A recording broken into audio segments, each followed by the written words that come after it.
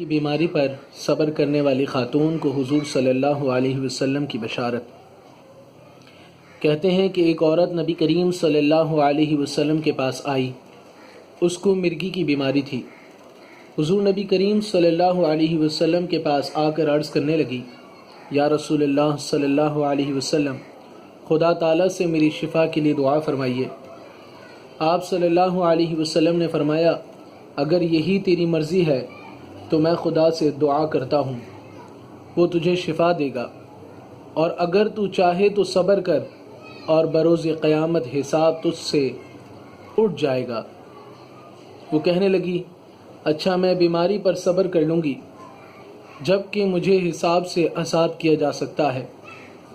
وہ یہ کہہ رہی تھی کہ مجھے مرگی کی بیماری ہے، ہوش و حواس رخصت ہو جاتے ہیں، جسم سے کپڑا کھل جاتا ہے، برہنہ ہو جاتی ہوں، بیماری دور نہ ہو تو نہ ہو، آپ میرے لیے یہ دعا کر دیجئے، کم از کم میرا کپڑا نہ کھلنے پائے۔